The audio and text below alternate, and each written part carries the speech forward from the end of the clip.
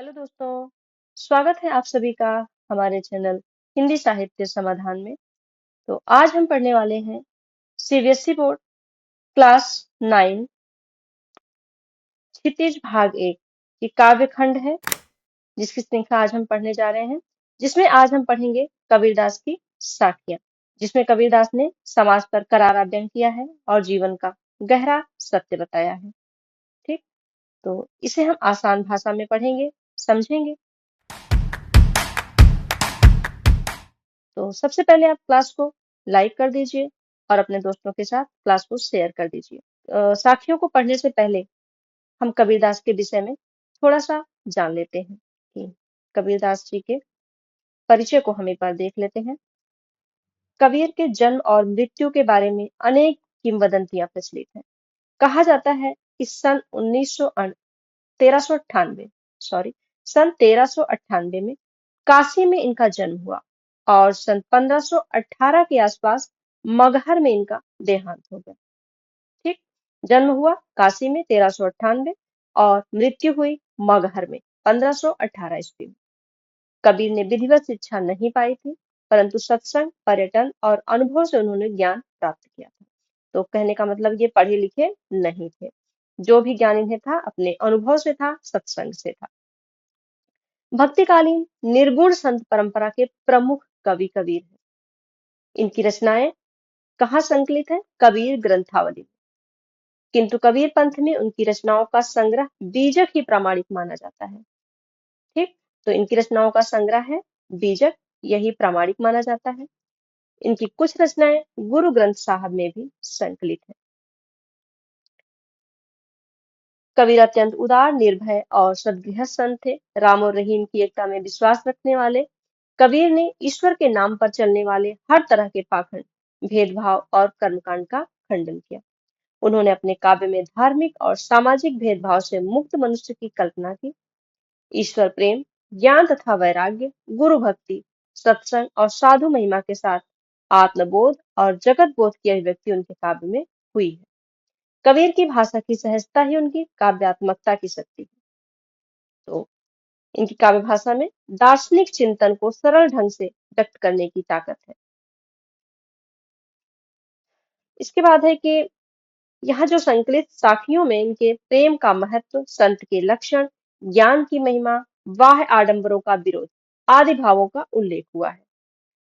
पहले शबद पद में बाह्य आडंबरों का विरोध एवं अपने भीतर ही ईश्वर की व्याप्ति का संकेत है, तो दूसरे शब्द में ज्ञान की आंधी के रूपक के सहारे ज्ञान के महत्व का वर्णन किया है। कबीर कहते हैं कि ज्ञान की सहायता से मनुष्य अपनी दुर्बलताओं से मुक्त होता है। तो ये कबीर का छोटा सा परिचय था जो हमने कम समय में देखा। इसके बाद आते हैं इनकी साखियों पर। पहला दोहा है कि मान सरोवर सुभर जल, हंसा केलि कराही, मुक्ता फल मुक्ता चुगे, अब उड़ी अनत न जाही। तो मान सरोवर यानी कि कवि कहता है, कबीरदास जी कहते हैं कि इस पंक्ति में कबीर ने जो व्यक्तियों की तुलना किससे की है? मान सरोवर में हंसों से की है। हंसा केली कराही, मान सरोवर से भरे हुए जल में। सुभर क्या होता है? भरे हुए। मान सरोवर भरे हुए, भरे हुए जल में जिस तरह से हंस खेलते हैं, केली कराही मतलब खेलते हैं। मुक्ता फल मुक्ता चुगे, अब उड़ी अनत न जाही। मानसरोवर में खेलते हैं, मोती चुगते हैं और वे उसे छोड़कर कहीं नहीं जाना चाहते। ठीक है, अनत का मतलब क्या होता है? अन्यत्र। अन्यत ये तद्भव है, इसका तत्सम होगा अन्यत्र, अर्थात दूसरी जगह नहीं जाना चाहते हैं। ठीक उसी तरह मनुष्य भी जीवन के माया जाल में बंध जाता है और इसे ही सच्चाई समझने लगता है। वो इस माया जाल को छोड़ करके संसार से कहीं अलग नहीं हटना चाहता है। ठीक, तो इस पंक्ति में कबीर ने व्यक्तियों की तुलना हंसों से की है। किससे की है? हंसों से की है। कहते हैं कि जिस तरह से हंस मानसरोवर में खेलते हैं, मानसरोवर में भरे हुए जल में खेलते हैं, मोती चुगते हैं और उसे छोड़ करके अन्यत्र कहीं नहीं जाना चाहते हैं, उसी तरह से मनुष्य भी इस जीवन के माया जाल को छोड़कर कहीं नहीं जाना चाहता। दूसरा है, प्रेमी ढूंढत मैं फिरो, प्रेमी मिले न कोई, प्रेमी को प्रेमी मिले, सब विष अमृत होय। कबीरदास जी कहते हैं कि मैं सच्चे प्रेमी, प्रेमी ढूंढत मैं फिरो, मैं सच्चे प्रेमी को ढूंढता फिरता हूँ। अर्थात सच्चा प्रेमी मतलब ईश्वर के सच्चे भक्त को ढूंढता फिरता हूँ, लेकिन ऐसा प्रेमी कोई नहीं मिलता, ऐसा ईश्वर का भक्त कोई नहीं मिलता है। प्रेमी को प्रेमी मिले, जब दो प्रेमी ऐसे मिल जाते हैं, जब किसी प्रेमी को ऐसा प्रेमी ईश्वर का सच्चा भक्त मिल जाता है, तो उनके मिलने से विष क्या होता है, अमृत के समान हो जाता है। मतलब संसार के जो सारे कष्ट होते हैं, बुराइयां होती हैं, वे सभी क्या हो जाते हैं, आनंदमय हो जाते हैं। ठीक। कबीरदास जी कहते हैं कि मैं प्रेमी को, सच्चे प्रेमी को ढूंढता फिरता हूँ, लेकिन ऐसा प्रेमी कोई नहीं मिलता है, ऐसा ईश्वर का सच्चा भक्त मुझे कोई नहीं मिलता है। अगर मुझ जैसे प्रेमी को ऐसा प्रेमी मिल जाए, तो संसार के सारे कष्ट और बुराइयां अमृत बन जाएं, इस संसार से सब कुछ शुभ और आनंदमय हो जाए। तीसरा है, हस्ती चढ़िए ज्ञान को, सहज दुलीचा डारी, श्वान रूप संसार है, भूखन दे झक मारी। हस्ती, हाथी, हस्ती का मतलब क्या है, हाथी। सहज दुलीचा डारी, दुलीचा, दुलीचा का मतलब होता है कालीन या छोटा आसन, कालीन कह लेंगे। ठीक। दुलीचा, दुलीचा का मतलब कालीन। श्वान रूप संसार है, श्वान का अर्थ होता है कुत्ता। भूखन दे झक मारी, झक मतलब क्या होता है, झक का मतलब होता है समय बर्बाद करना, बेकार में बैठे रहना, झक मारना या समय बर्बाद करना, झक मारना। ठीक। तो ये होता है झक का अर्थ। अब इसका अर्थ देखते हैं। हस्ती चढ़िए ज्ञान को, कबीरदास जी कहते हैं कि मनुष्य को ज्ञान रूपी हाथी पर चढ़ना चाहिए। ज्ञान को, हस्ती चढ़िए ज्ञान को, ज्ञान रूपी हाथी पर चढ़ना चाहिए और साधन का कालीन बिछाना चाहिए। सहजता का, सहजता यानी कि सरलता का, साधन का, ज्ञान का कालीन बिछाना चाहिए, ज्ञान रूपी कालीन बिछाना चाहिए, अपने अंदर ज्ञान भरना चाहिए। श्वान रूप संसार है, ये संसार तो कुत्ते के समान है, जो हाथी के चलने पर बेकार में ही भूखता रहता है, अपना समय बर्बाद करता है। ठीक। तो कबीरदास जी कहते हैं कि जिस तरह से कुत्ता हाथी के चलने पर भौंकता रहता है, अपना समय बर्बाद करता है, उसी तरह से कुछ आलोचक ऐसे होते हैं जो व्यवधान डालते हैं ज्ञानियों के रास्ते में, है ना। तो उनकी तरफ ध्यान ना दे करके अपने मार्ग पर, अपने रास्ते पर हमें अडिग रहना चाहिए, क्योंकि ये जो बेकार के आलोचक होते हैं, ये अपना समय बर्बाद करते हैं, इन पर ध्यान नहीं देना चाहिए। आगे हम देखते हैं चौथे नंबर का, पखा पखी के कारणे सब जग रहा भुलान, और निरपख होय के हरि भजे, सोई संत सुजान। पखा पखी, पखा पखी का मतलब क्या होता है, पक्ष विपक्ष, पक्ष और विपक्ष। पखा पखी के कारणे सब जग रहा भुलान, निरपख का मतलब होता है निष्पक्ष, निरपख निष्पक्ष, हरि भजे सोई संत सुजान।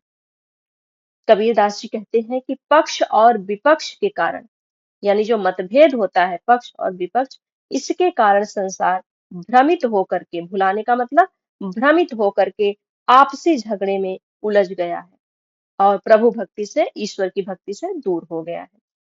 लेकिन जो व्यक्ति इन झगड़ों से ऊपर उठकर निष्पक्ष भाव से, निष्पक्ष भाव से भगवान का भजन करता है, हरि का भजन करता है, वही सच्चा संत है, वही सज्जन है, वही समझदार है। ठीक। तो आया समझ में। कबीरदास जी कह रहे हैं कि पक्ष और विपक्ष के मतभेद के कारण संसार भ्रमित होकर के आपसी झगड़े में उलझ गया है और ईश्वर की भक्ति से दूर हो गया है। लेकिन जो व्यक्ति इन झगड़ों से हट करके निष्पक्ष भाव से भगवान का भजन करता है, इन जंजालों से, इन झमेलों से दूर होकर के ईश्वर का भजन करता है, वही सच्चा और समझदार संत होता है। ठीक। अगला है, हिंदू मुआ राम कही, मुसलमान खुदाई, कहे कबीर सो जीवता, जो दुहू के निकट न जाए। हिंदू मुआ राम कही, मुआ का मतलब होता है मर जाता है, मुआ मर जाना। ठीक। कहे कबीर सो जीवता, जो दुहू के निकट न जाए। कबीरदास जी कहते हैं कि हिंदू राम राम का भजन करता है, हिंदू राम राम का भजन करते हुए मर जाता है, और मुसलमान खुदा खुदा कहते हुए मर जाता है। ठीक। कबीरदास जी कह रहे हैं, कहे कबीर सो जीवता। कबीरदास जी कहते हैं कि वही सच्चा व्यक्ति है, वही जीवित के समान है, जो इन दोनों के दोनों ही बातों से अपने आप को अलग रखता है, इन दोनों के पास भी नहीं फटकता है, इन दोनों के निकट भी नहीं जाता है। उसे पता है कि हिंदू और कि राम और खुदा सभी एक ही है, इसलिए वो इस सच्चाई को जानता है, वही व्यक्ति जीवित के समान है। बाकी वे सभी व्यक्ति मरे हुए के समान हैं, या फिर ऐसे हैं जो ऐसे हिंदू जो राम राम कहते हुए मृत्यु को प्राप्त हो जाते हैं, और मुसलमान खुदा खुदा कहते हुए मर जाते हैं, लेकिन वे जीवित नहीं होते हैं, पूरे जीवन यही करते रह जाते हैं, उन्हें कुछ भी प्राप्त नहीं होता है। लेकिन वे व्यक्ति हमेशा जीवित हैं और ज्ञानी हैं, जो इन दोनों चीजों के पास भी नहीं भटकते हैं, हिंदू मुसलमान दोनों में भेद नहीं मानते हैं। अगला देखेंगे, काबा फिर काशी भया, राम ही भया रहीम, अब मोट चून मैदा भया, बैठ कबीरा जीन। काबा फिर काशी भया। काबा का मतलब क्या है? काबा एक पवित्र स्थान है मुसलमानों का, पवित्र स्थान। जैसे काशी हिंदुओं का पवित्र स्थान है, वैसे ही काबा भी है। मोट चून मैदा भया। मोट चून यानी कि मोटा आटा, मोटा आटा। जीम का मतलब होता है खाना, भोजन करना, जीमना, खाना। काबा फिर काशी भया। कबीरदास जी कहते हैं, कोई काबा जाए या काशी जाए, कोई काबा जाए या फिर काशी जाए, कोई राम को माने या फिर रहीम को माने, सबका लक्ष्य एक ही है। क्या है? परमात्मा। चाहे कोई काबा जाए, चाहे कोई काशी जाए, चाहे कोई राम को माने, चाहे कोई रहीम को माने, लेकिन सबका लक्ष्य क्या है? सबका लक्ष्य एक ही, परमात्मा है। कैसे? जैसे गेहूं का आटा, जैसे गेहूं का मोटा, गेहूं को जब मोटा पीसते हैं तो क्या बन जाता है? आटा। और जब बारीक पीसते हैं तो क्या बन जाता है? मैदा। गेहूं तो एक ही है, मोटा पीसते हैं तो आटा और बारीक पीसते हैं तो मैदा बनता है, लेकिन दोनों का उपयोग कहाँ होता है? भोजन में ही होता है। ठीक। दोनों का प्रयोग भोजन में ही होता है। वैसे ही ईश्वर भी एक ही है, चाहे उसे किसी भी नाम से पुकारा जाए, चाहे उसे राम कहे, चाहे उसे रहीम कहे। कबीर इसी सच्चाई को समझ करके कहते हैं कि मैं तो दोनों को एक समान ही मानता हूँ। तृप्त होकर के इस प्रकार वे इस चीज का वर्णन कर रहे हैं। ऊंचे कुल का जन्मिया, जे करनी ऊंच न होय, सुबरन कलश सुरा भरा, साधु निंदा सोई। ऊंचे कुल का जन्मिया, ऊंचे कुल में जन्म लेने वाला। जन्मिया माने जन्म लेने वाला या जन्म लेकर के। करनी, करनी का मतलब होता है कर्म, करनी कर्म। सुवर्ण कलश सुरा भरा। सुवर्ण का मतलब होता है सुवर्ण, सोना, सोने का कलश।